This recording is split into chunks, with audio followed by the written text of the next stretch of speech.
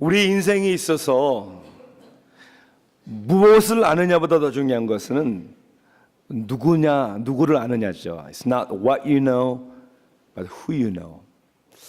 또한 내가 무엇을 가졌느냐가 아니라 누구를 가졌느냐, 더 중요한 것은 누가 나를 가졌느냐 하는 것입니다. 우리가 에베소서 말씀을 지난주부터 강해하면서 가장 큰 주제는 그리스도 안에 있는 성도는 부요하다, 부자다, 말로 할 수 없는 부요함이 우리에게 있다. 그리고 우리는 하나 된 교회다.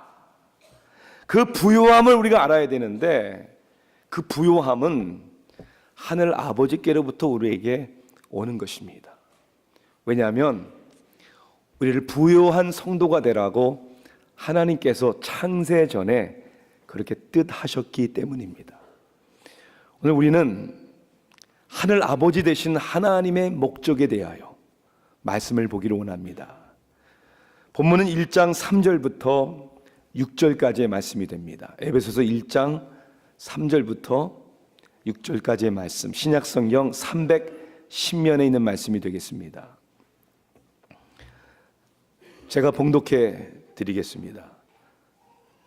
찬송하리로다. 하나님 곧 우리 주 예수 그리스도의 아버지께서 그리스도 안에서 하늘에 속한 모든 신령한 복을 우리에게 주시되, 곧 창세전에 그리스도 안에서 우리를 택하사 우리로 사랑 안에서 그 앞에 거룩하고 흠이 없게 하시려고 그 기쁘신 뜻대로 우리를 예정하사 예수 그리스도로 말미암아 자기의 아들들이 되게 하셨으니, 이는 그가 사랑하시는 자 안에서 우리에게 거저 주시는 바 그의 은혜의 영광을 찬송하게 하려는 것이라. 아멘. 우리가 믿는 기독교 교리 가운데 정말 중요하면서도 어떻게 보면 이해하기가 쉽지 않은 교리가 있습니다. 그 중에 하나가 뭐냐면 삼위일체의 하나님이십니다. 삼위일체. 하나님은 유일하신 한 분의 하나님이신데, 그 하나님은 성부 하나님, 성자 하나님, 성령 하나님, 아버지와 아들과 성령님이 하나가 되는 하나님이다. 이것을 영어로 트리니티 이렇게 얘기를 하죠. 트리니티라는 단어는 try라는 삼이라는 단어와 unity 하나라는 단어가 합해서, 그러니까 세 개인데 곧 하나다. 웨스트민스터 신앙고백 제2장에는 삼위일체 하나님을 이렇게 설명을 합니다. 본체와 능력과 영원성에 있어서는 동일한 삼위가 세 분이 단일한 신격에 있으니 성부 하나님과 성자 하나님과 성령 하나님이시다. 성부는 아무에게서도 기원하지 않으시고 나시지도 않으며 나오지도 않으나, 성자는 성부에게서 영원히 나시고 성령은 성자로부터 영원히 나오신다. 분명히 한국말인데 이게 도대체 무슨 뜻인지, 이게 무슨 의미인지 여러분 이해가 되세요? 사랑하는 성도 여러분, 인생을 너무 쉽게만 생각하지 마십시오. 너무 쉽게만 살려고 하지 마십시오. 아니, 1 더하기 1은 2예요. 산수가 쉬워요. 그냥 구구단만 외우면 얼마나 좋겠어요. 쉬운 산수만 알아서는 안 되는 거예요. 여러분 아이들에게 야, 다른 건 어려우니까 그냥 구구단 산수만 해라 이렇게 안 가르치잖아요. 어려워도 공부해라. 알제브라, 지오메트리, calculus, trigonometry 공부해 알아야 되니까. 하물며 가장 중요한 하나님에 대한 지식에 대해서 웬 우리는 어렵다고 이해하지 못한다고 포기하고 공부를 안 하는지, 이건 어리석은 것입니다. 하나님의 지식에 대해서는 마치 유치원적인 초등학교적인 수준에 머무르는, 성부, 성자, 성령님이 동일한 하나님의 성품을 가졌고 그 하나님은 하나가 되신다. 이것을 우리가 점점 더 이해해가는 것과 부인하는 것과는 차이가 있습니다. 여호와의 증인은 삼위일체론을 부인합니다. 저는 이렇게 라비 제커라이스라는 기독교 변증학자의 설명으로 삼위일체를 설명해 보겠습니다. 하나님은 성경에 사랑이시니라 이렇게 말씀했죠. 사랑에는 대상이 있어야 되는 거죠. 그러면 하나님이 우리를, 인류를 창조하시기 전에 하나님은 누구를 사랑하셨습니까? 성부, 성자, 성령, 그 안에 사랑이 있었던 것이죠. 성경은 또한 하나님은 말씀이다 이렇게 기록되고 있습니다. 말씀은 말하는 대상이 있어야 합니다. 그러면 하나님께서 성경을 우리에게 주시기 전에, 우리를 창조하시기 전에 누구에게, 그리고 누구와 말씀하셨습니까? 성부와 성자와 성령의 하나님, 말씀 안에 거하셨습니다. 우리가 살아가는 세상에서 가장 중요한, 사람들이 추구하는 비전과 가치가 뭡니까? 화목과 일치입니다. 남자와 여자가 만나 한 부부가 되며 하나가 되는 것이 우리의 행복을 추구하는 것이죠. 나라와 나라, 민족과 민족이 달라도 우리는 세계에 뭘 우리는 염원합니까? 평화, 하나 되자. 이것은 하나님의 형상대로 창조받은 인간이기 때문에 그렇습니다. 삼위일체 하나님이 화목하고 일치하듯이.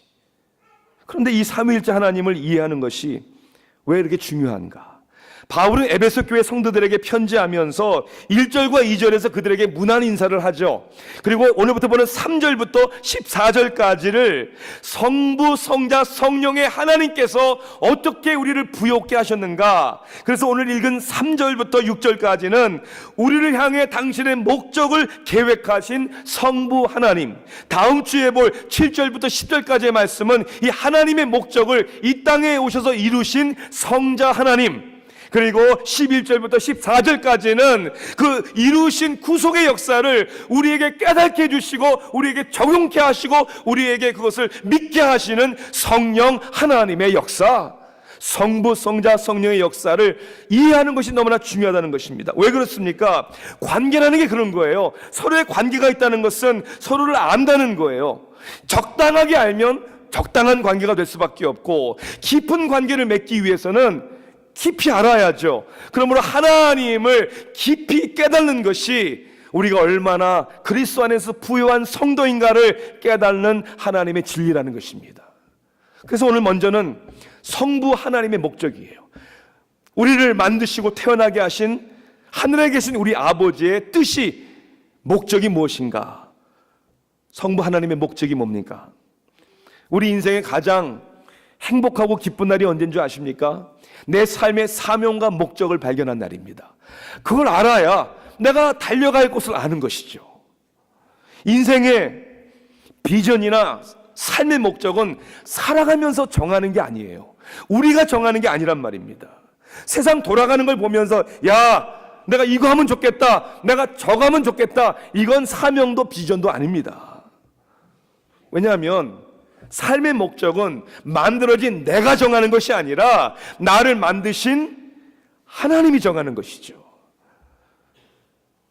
나를 만드신 하나님의 뜻이 어디 있을까?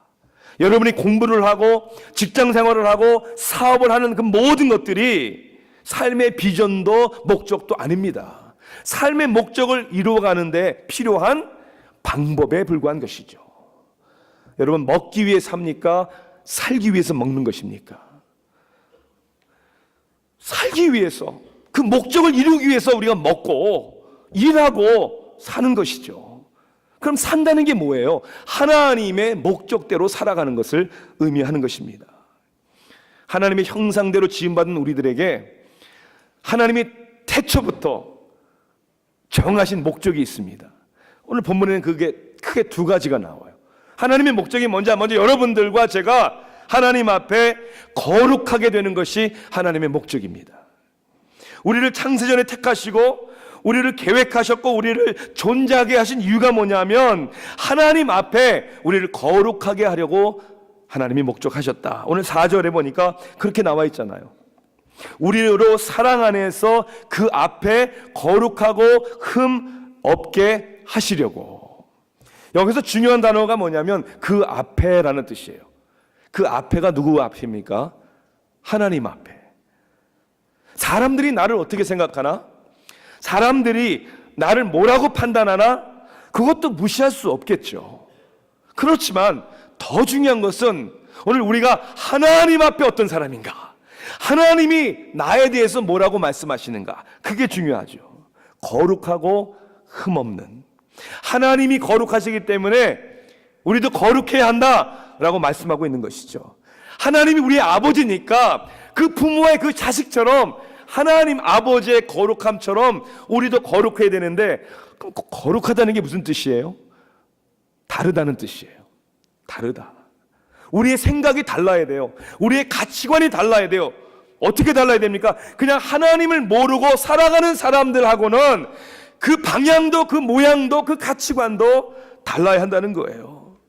잘 살아보려고 하는 것보다는 하나님 앞에 바르게 살려고 몸부림치는 그 다른 모습이 있어야 한다는 것이죠. 여러분의 삶은 얼마나 다릅니까? 하나님을 모르는 사람들과 얼마나 다릅니까? 한 목사님이 하루는 쉬는 날에 뒷마당에서 이제 작업을 하고 있었어요. 뭘 고치셨는지 망치질을 하고 있으니까 옆집의 아이가, 꼬마 아이가 오더니 망치질하는 목사님을 뚫어지게 쳐다보는 거예요. 그 목사님이 망치질 하시다마다 이랬어요. 야, 뭐 너도 망치질이 재미있어 보이니? 너도 한번 배워볼래? 그랬더니 아니요. 그럼 이렇게 뚫어지게 쳐다보는 거야. 그 아이가 이렇게 얘기해요. 목사님 망치질 하시다가 실수로 손가락을 치시면 우리 아빠하고는 다른 소리를 내시는지 제가 궁금해서요. 예. 망치질 하다가 실수로 손가락을 때리면 다른 소리가 나와야죠. 인생을 살아가다가 얻어맞을 수도 있잖아요. 넘어질 수도 있잖아요. 상처받을 수도 있잖아요. 실패할 수도 있잖아요. 그런데 우리의 생각과 우리의 언어는 달라야 된다는 거예요. 하나님이 합력하여 선을 이루실 것입니다. 이 고난 가운데도 나를 정결케 하시는 하나님의 뜻이 있을 줄 믿습니다. 내가 쓰러지지만 절대로 넘어지지 아니하고 하나님이 나를 버리지 않으실 것입니다. 세상이 나를 배반하고 사람이 나를 배신해도 하나님만은 나를 배신하지 않겠죠. 다르죠. 달라야죠. 거룩한 목적만이 아니라 오늘 3절과 6절을 보니까 우리로 하여금 하나님 앞에 찬송하게 하기 위하여 우리를 세우셨다라고 말씀해요. 3절에 그렇게 나와 있잖아요. 첫 단어가 뭡니까? 찬송하리로다. Praise be to the God and the Father of our Lord Jesus Christ. 그리고 맨 마지막 5절 끝부분에 보니까 그렇게 되어 있습니다. 6절에 보니까 그의 은혜의 영광을 찬송하게 하려는 것이라. 이게 목적이라는 거예요. 찬송하게 하려 하니라. 하나님은 찬송과 영광을 받으시길 원하시고 우리를 만드셨는데 우리로 하여금 하나님 앞에 찬송과 영광을 드리기 위하여, 그리고 거룩하기 위하여, 여러분, 거룩한 행동을 하는 게 아니라 거룩한 사람이 되는 것입니다. 찬송을 그냥 하는 사람들이 아니라 오늘 12절 읽지는 않았지만 우리가 그리스도 안에서 전부터 바라던 그의 영광의 찬송이 되게 하려 하심이라. 찬송이 되는 거예요. 흉내내는 게 아니란 말이에요. 한두번 하다가 지치는 게 아니란 말이에요. 우리가 이게 본질적인 우리의 삶의 모습이 되어야 한다는 것이죠. 그래서 저는 우리의 삶의 변화란 억지로 일어나는 것이 아니라고 생각을 합니다. 바뀌어라, 변해라 해서 되는 게 아니라는 거예요. 잔소리해서 변화되는 게 아니란 말이에요. 우리의 속사람이 바뀌어야죠. 억지로 되지 않습니다. 박물관에 오래된 골동품 가구가 전시가 되어 있었어요. 근데 사람들이 구경하다가 자꾸만 손으로 만지니까 거기다가 뭐라고 써 있냐면 Do not touch, 만지지 마세요. 만지지 말라고 사인이 붙었는데 사람들이 안 만집니까? 더 호기심 나서 더 만지는 거예요. 이거 어떡하나? 근데 기발한 아이디어를 누가 냈어요. 그래서 사인을 바꿨어요. 이렇게 썼대요. 조심, 만지신 후에는 반드시 손을 씻으세요. 그랬더니 한 사람도 안 만지더라는 거예요. 인생을 그저 목적 없이 살아가는 사람들, 자기가 누구인지 정체성도 제대로 모르고 세상 사람들이 불러주는 호칭이나 지위 이런 거에 자기의 만족을 느끼는 사람들, 사명도 목적도 모르는 사람들입니다. 내가 누구인지, 내가 왜 존재하는지, 나는 왜 이 땅에 태어났는지, 그 목적을 상실한 사람들, 부요할 수가 없죠. 많은 걸 가져도 가난하고요, 많은 걸 누려도요 만족이 없는 겁니다. 하나님 앞에 거룩하게, 그리고 하나님을 찬양하기 위하여, 하나님을 기쁘게 하시기 위하여 지음받은 우리들입니다. 여러분 믿으십니까? 이것이 하나님의 목적이에요. 자, 그런데 왜 하나님은 우리를 그런 목적을 가지고 만드셨는가? 하나님의 도대체 motivation, 동기는 무엇일까? 왜 우리를 거룩한 사람들로, 하나님을 찬양하는 사람들로 선택하셨고 우리를 만드셨을까? 한 가지 분명한 것은, 하나님이 그렇게 하신 이유는 우리에게 무슨 가능성이 있거나 우리가 아름답기 때문에 하신 것이 아니라는 거예요. 자격이나 공로가 있는 것이 아니라고 했습니다. 아니, 반대죠. 우리가 얼마나 형편없고 유치하고 죄악으로 가득 차 있는지. 그런데 왜요? 그것은 하나님이 어떤 분이시기 때문이라는 결론을 내릴 수밖에 없는 거죠. 크게 두 가지의 동기를 말씀합니다. 첫째는 은혜의 하나님이시기 때문이라는 거예요. 6절에 보니까 우리에게 거저 주시는 바 그의 은혜의 영광을 찬송하게 하는 것이라. 우리가 찬송해야 되는 이유는, 아니 찬송할 수밖에 없는 이유는 하나님이 놀라운 축복을 우리에게 거저 은혜로 주셨기 때문이다. 거저 주셨다, 은혜다, 이런 단어의 의미에는 여러분 어떤 뜻이 담기는 줄 아십니까? 그렇게 거저 주실 만큼 하나님은 부요하시다, 그런 뜻이에요. 그렇죠? 아니 내가 부요하지 않은데 어떻게 거저 줍니까? 여기 중대한 하나님의 부요하심의 진리가 담겨져 있는 거예요. 인색하고 째째하신 하나님이 아니라는 거예요. 또 하나는 은혜 하나님이시기 때문만이 아니라 우리를 사랑하시는 하나님이시기 때문이에요. 그래서 그렇게 4절에 말씀합니다. 그리스도 안에서 우리를 택하시고 사랑 안에서, 하나님은 사랑이시니라. God is love. Love. 우리를 사랑하신대요. 그 은혜의 하나님, 부요하신 하나님은 우리를 사랑하시기에 우리를 택하시고 하나님의 목적 있는 사람들로 우리를 만드셨다는 겁니다.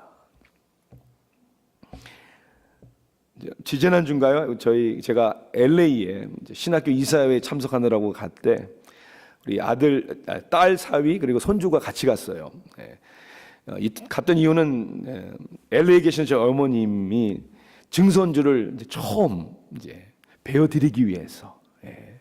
그리고 우리 사위의 누님이 LA에 살아요. 그래서 누님 집에 이렇게 머물면서 이렇게 또 형제간에 또한 그런 교제를 하기 위해서. 저에게 그런 얘기를 해주더라고요. 하루 저녁에 산타모니카 비치 있는데 아주 고급 식당에 두 커플이 갔대요. 근데 아마 갈 때 그런 생각을 했다는 거예요. 그러니까 자기들은 누님 매형을 잘 이렇게 저녁 대접하려고 그랬고, 또 누님과 매형은 또 자기들을, 그러니까 서로 음식을 자기가 내겠다는 생각을 하니까 막 많이 시키라고 서로 그랬대요. 정말 많이 시켰대요. 뭐 랍스터부터 시작을 해서. 그러니까 글쎄 뭐 얼마인지 정확하게 뭐지만 200~300불 이상은 그냥 좋게 나왔을 거예요. 이제 드디어 이제 심판의 시간이. 그래서 이제 웨이터에게 이제 이렇게 비를 지불하려고 하는데 웨이터가 이렇게 얘기하더래요. It's paid for. 이미 지불됐다는 거예요. 아니 자기들이나 매형 부부나 지불하지 않았는데 장난인 줄 알았대요. 그래가지고 물었대요. 아니 누가 who? 그랬더니 저기 있는 저분이 그러더래요. 근데 미국 사람이 나이가 좀 드셨나 본데 미키마우스 그림이 있는 티셔츠를 입고 있더래요. 어쩔 보기에는 홈레스, 노숙자처럼 보였대요. 정말. 근데 정말 그 사람이 페이했대요. 처음 보는 사람인데. 그래서 직업이 무슨 프로듀서라나 돈이 많은 사람인가 봐요. 그래 가가지고 너무 고맙다고, 우린 조지아에서 왔다고 막 그래. 자기가 내준 걸 굉장히 기뻐요. 그날 자기들만이 아니라 다른 테이블에 나이 드신 6분들이 식사를 하는데 그분들도 페이해주고, 그 사람이 또 거기에 라이브 랍스터 탁 잡더니 또 어떤 테이블에 가가지고 Here, enjoy 그러고 테이블에 딱 놔주더래요. 나는 왜 그때 없었지 거기.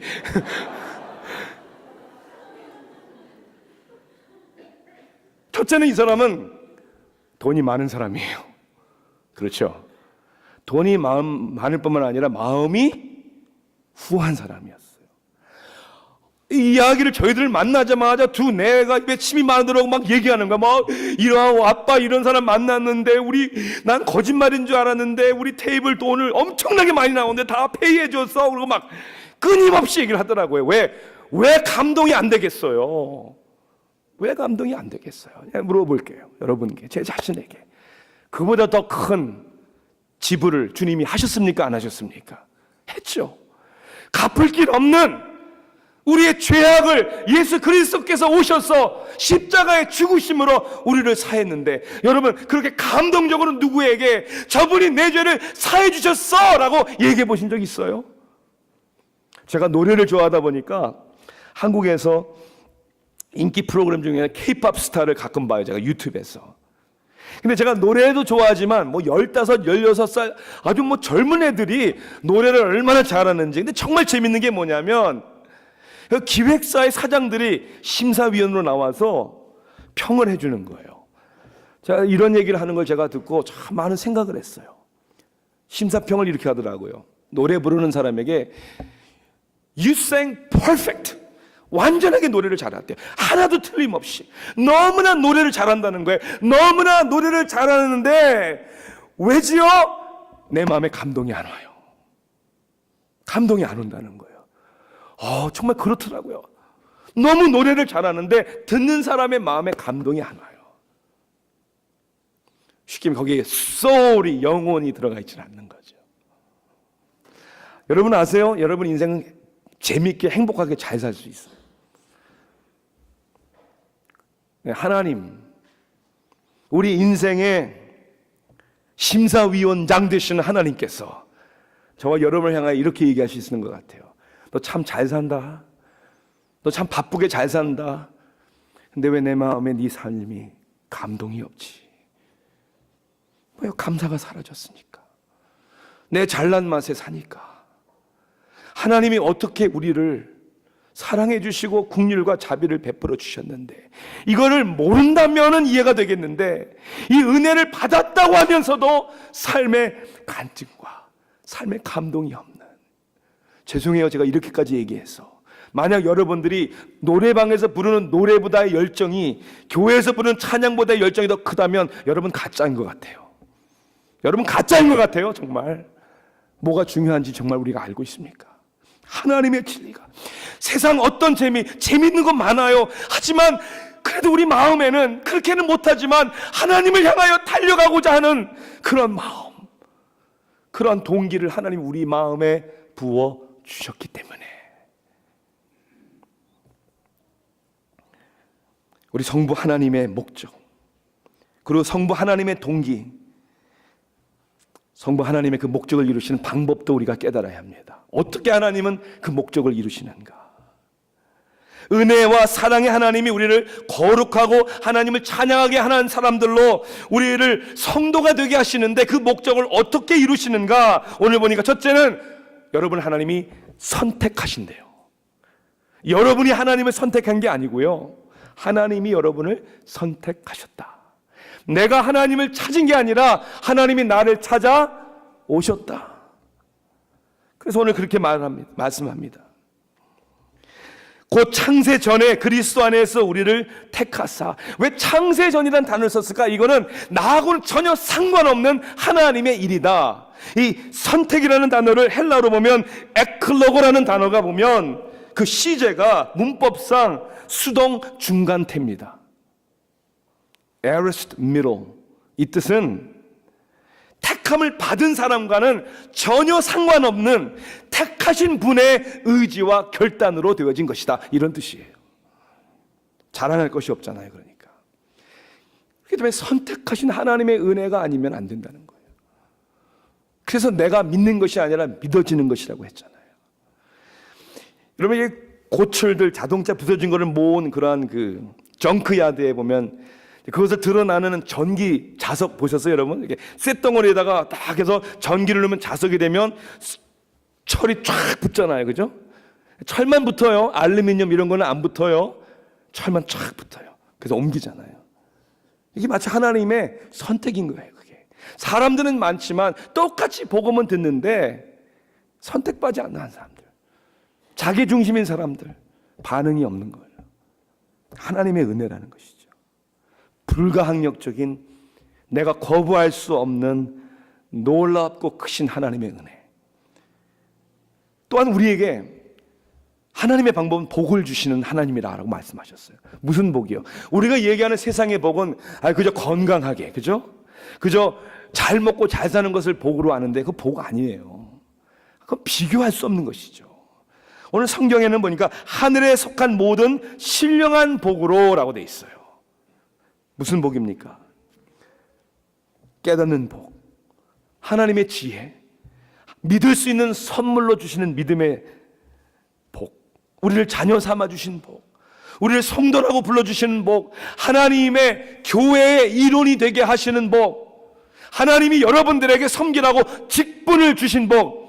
여러분, 직분 절대로 가볍게 여기지 마세요. 세상에서 여러분 직장 생활에서 제대로 안 하면 파이어 당하잖아요. 왜 하나님의 교회에 직분을 받아놓고는 왜 충성하지 않습니까? 그렇게 우습습니까? 가볍습니까? 안 해도 누가 하면 되겠습니까? 과연 하나님의 사명과 목적을 아는 사람일까? 우리 스스로 한번 질문을 던져봐야 합니다. 뿐만 아니라 하나님께서 우리를 자녀 삼으시는 방법, 자기의 아들들이 되게 하셨으니, 이 말을 좀 풀어 얘기하면 이렇게 합니다. 자신의 아들들로 adoption, 입양하셨으니. 그래요. 우리를 전에는 진노의 자녀였는데, 마귀의 자녀였는데 그냥 내버려 두지 아니하시고 하나님이 우리를 입양하셔서 하나님의 자녀들로 삼으셨다. 이게 하나님의 놀라운 목적이요, 동기요, 하나님이 역사하시는 방법입니다. 자, 그러니 여러분, 부요해요? 아니면 가난하세요? 부요하죠. 세상에 있고 없고, 여러분, 세상에 물질이 많아도 가난하게 사는 사람들이 있고요, 세상에 많은 걸 누려도 늘 모자르고 늘 배고픈 사람들이 있어요. 그런데 많고 적고 있고 없고를 떠나서 이 놀라운 하나님의 진리를 깨달은 사람들은 감사가 있죠. 담대하죠.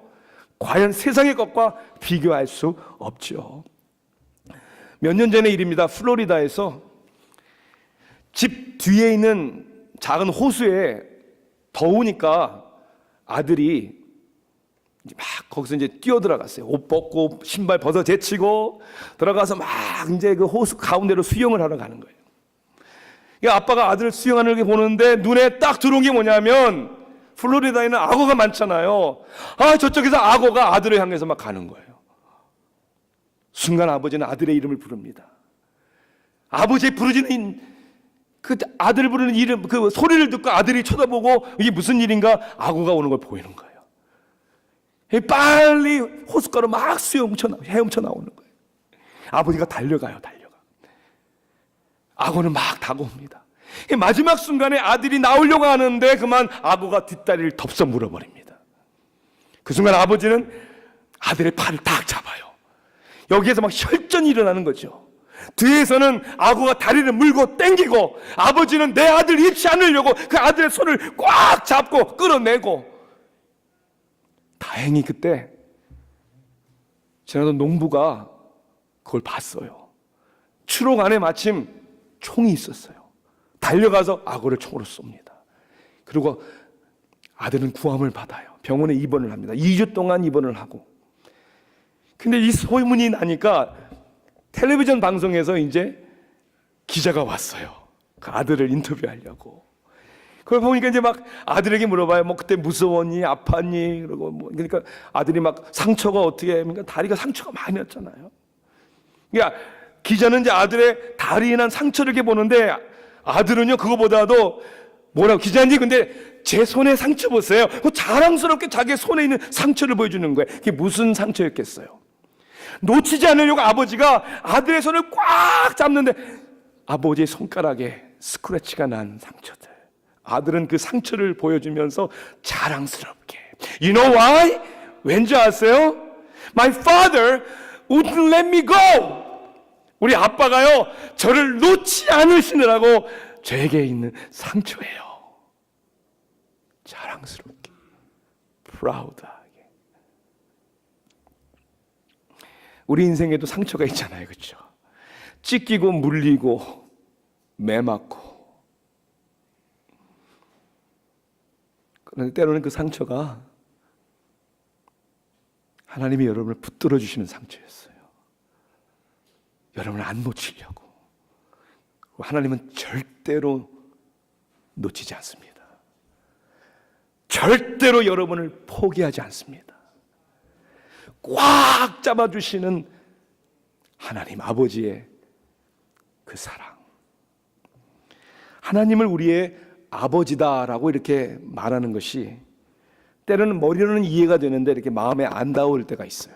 여러분은 어떠신지 모르겠어요. 왜냐하면요, 때로는 어떤 분들에게는 나를 가장 실망시키고 나에게 가장 큰 상처를 주신 분이 내 육신의 아버지이기 때문에 그래요. 그러니까 아버지라는 말이 가깝지가 않아요. 특히 우리 한국 조선 사람들은 더 그래요. 또 좋은 아버지라 할지라도 내 마음을 다 이해해 줄 수도 없는 거고, 내 갈등과 문제를 아버지가 다 해결해 줄 수도 없는 거예요. 또한 아무리 좋은 아버지라도 항상 그리고 끝까지 영원히 나와 함께 하는 게 아니잖아요. 제가 이제 아틀란타 새교회를 개척한 후에 한 2년이 되었나요? 저희 아버님이 세상을 떠나셨어요. 장로님이셨고 그냥 예수 믿으시고 한 교회를 평생 섬기시던 저희 아버님이 폐암 사망 선고받고 6개월 만에 그냥 세상을 떠나셨어요. 사람이니까 육신적으로 그런 생각이 들 때가 있어요. 인생이 힘들고 목회가 어려울 때, 누구에게 쉽게 말할 수 없을 때 들어주고 그런 거 있잖아요. 제가 잘하고 잘못하고 떠나서 아빠니까 아버지니까 무조건 내 편 들어주는 그런 아버지가 제게 없다는 것이, 그렇게 해주실 건데 그 아버지가 없다는 것이 때로는 외롭고 힘들어요. 그런데 혹 우리의 아버지들이 성숙하지 못했거나 도움이 못됐거나 더 이상 내 곁에 없다 할지라도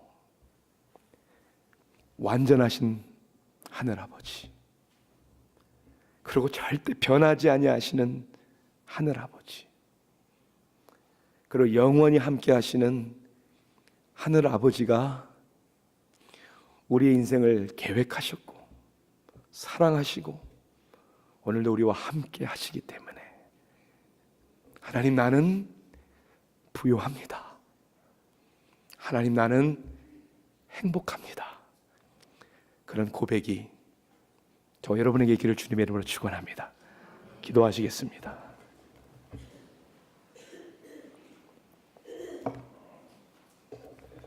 사랑의 하나님, 한량없는 은혜로 우리를 위로하신 하나님, 우리의 있는 모습 그대로를 받아주시는 하나님, 하늘의 모든 신령한 복을 우리에게 주신 하나님, 독생자 예수 그리스도까지 아낌없이 우리에게 주신 하나님, 다른 모든 것을 우리에게 선물로 주시는 줄 믿습니다. 임마누엘 하나님, 그러기에 우리는 홀로 있지 않습니다. 그리고 능력 주시는 자 안에서 우리는 모든 것을 할 수 있습니다. 하나님, 이 감동과 감격이 우리에게 있기를 원합니다. 그리고 우리가 만나는 사람들에게 우리의 삶의 모습을 통하여, 우리의 고백을 통하여 이 하나님을 자랑하게 하소서. 하나님을 갈망합니다. 내가 누구를 두려워하리요? 우리의 생명의 피난처 되시는 여호와를 찬양합니다. 예수님의 이름으로 기도합니다. 아멘.